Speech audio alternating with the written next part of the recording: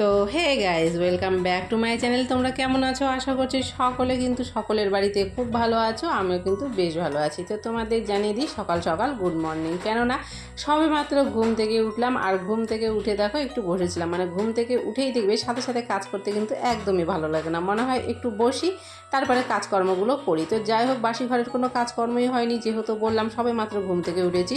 তো সমস্ত কাজকর্ম করে নেবো। আর আজকে কিন্তু সকালে স্নানটা করবো না, আজকে স্নান করব একটু বেলা করে, কেননা আজকে যাব একটা জায়গায়। তো কোথায় যাচ্ছি, কি করছি, পুরো ভিডিওটা কিন্তু অবশ্যই তোমরা দেখতে থাকো, তাহলে কিন্তু সকলে বুঝতে পারবে। তো চলো আগে ঝটপট বাসি ঘরের কাজগুলো কিন্তু আমি করে ফেলি।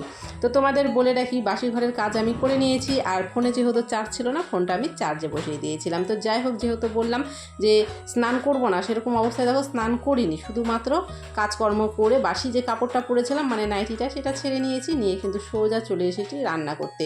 রান্না বলতে যেহেতু এক জায়গায় যাব, আজকে হচ্ছে সোমবার আর তার উপরে শ্রাবণ মাস, তো আজকে যাব মন্দিরে, মানে শিবকে জল দিতে। তো সেই জন্যই আর কি স্নানটা একটু পরে করছি। ভাবলাম যে আজকে রান্নাবাড়িটা প্রথমে করে নিই, তারপরে স্নানটা করব। তো আজকে রান্না করেছি নিরামিষ। নিরামিষ বলতে করেছিলাম লাউ ডাল, আলু সেদ্ধ, পাঁপড় ভাজা আর থোর ভাজা, এর থেকে বেশি কিছু করিনি। তো রান্নাবান্না হয়ে গেলে কিন্তু দেখো এখানে গ্যাসটাকে মুছে নিচ্ছি। তো গ্যাসটা মোছা হয়ে গেলে কিন্তু তারপরে কলপারে বাসনপত্র আছে সেগুলো মাজতে হবে। আর ঘর বারান্দা ঝাড় দেওয়া হয়ে গেছে, কিন্তু মোছা হয়নি। তো এখানে কিন্তু দেখো গ্যাস মোছার পরে সব কিছু কলপারে রেখে তারপরে কিন্তু সোজা চলে এলাম ঘর মুছতে। এবারে ঘর মুছে কলপারে যে বাসনপত্রগুলো ছিল সেগুলো মেজে নিয়ে কিন্তু সোজা স্নান করে নেবো। স্নান করে নিয়ে যে ঘরের পুজো আছে, ঘরের পুজো করে নিয়ে তারপরে কিন্তু সোজা যাব মন্দিরে।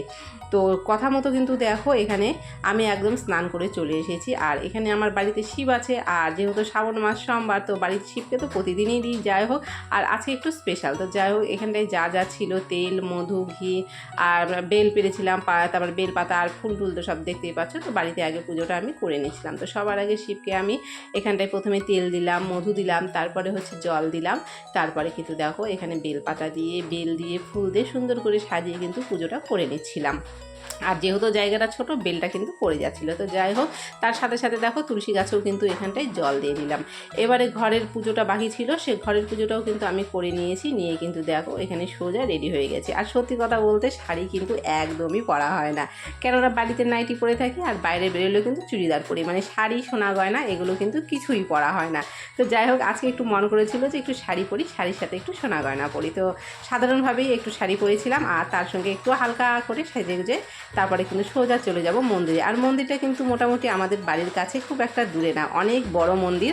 আর এই মন্দিরে কিন্তু অনেক দূর দূর থেকে লোক আসে, মানে এই বাবাধামে বোলবমের সময় জল দিতে, মানে এই শ্রাবণ মাস করে জল দিতে। গোটা মাসের যতগুলো সোমবার পরে 4-5টা প্রচণ্ড পরিমাণে ভিড় হয়। তো সকালবেলা যেহেতু প্রচণ্ড পরিমাণে ভিড় হয়, সেই জন্য আমরা কিন্তু একদম বেলা করে যাচ্ছি। বেলা বলতে কিন্তু একদম দুপুর পার হয়ে গেছে, তারপরে কিন্তু আমরা যাচ্ছি, যেহেতু ভিড়টা কম থাকবে। কেননা সকালে গেলে কিন্তু লাইনে দাঁড়াতে হবে, লাইনে দাঁড়াতে দেখো এই গরমের মধ্যে কার ভালো লাগে, সেই জন্য কিন্তু একদমই বেলা করে যাচ্ছে। আর দেখতে পাচ্ছ মন্দির এরিয়াটা কত বড়, চারিদিকে বাঁশ দিয়ে দিয়েছে। আর ভেতরেও কিন্তু দেখো দেখিয়ে দিচ্ছে, এখানে বাঁশ দিয়ে ঘেরা করা আছে, কেননা একদিক দিয়ে ঢুকবে একদিক দিয়ে বেরোবে, না হলে কিন্তু ঠেলাঠেলি লেগে যায়। প্রচণ্ড পরিমাণে ভিড় হয় গোটা শ্রাবণ মাস, এখানে পা রাখার জায়গা মতো থাকে না। আজকে যেহেতু প্রথম সোমবার ছিল, সেই জন্য একটু হালকা হয়েছিল, তবে সকালবেলা ভালোই ভিড় ছিল। যেহেতু এখন বেলা হয়ে গেছে, সেই জন্য এখন একটু ভিড়টা কম মনে হচ্ছে। তবুও কিন্তু দেখো লোক আছে, একদম যে ফাঁকা সেটা কিন্তু নয়।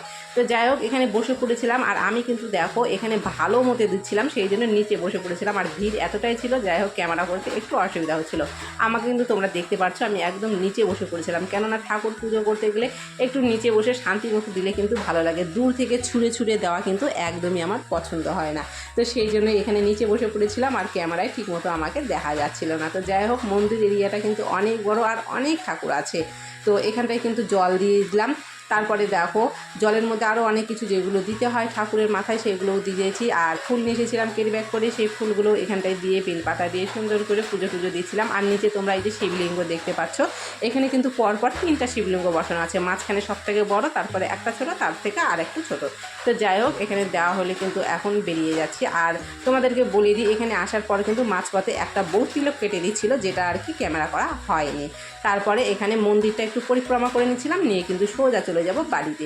তো যাই হোক, কেমন হয়েছে কমেন্ট করে অবশ্যই জানিও ভিডিওটা। ভালো লাগলে অবশ্যই লাইক করো, শেয়ার করো, আর চ্যানেলটা সাবস্ক্রাইব করে দিও চ্যানেলের যদি নতুন হয়ে থাকো। আর এখন কিন্তু সকাল থেকে কিছুই খাওয়া হয়নি, আর বাড়িতে যাব যেয়ে কিন্তু তারপর খাওয়া দাওয়া করবো। তো যাই হোক, তোমরা সকলে ভালো থেকো, বাই।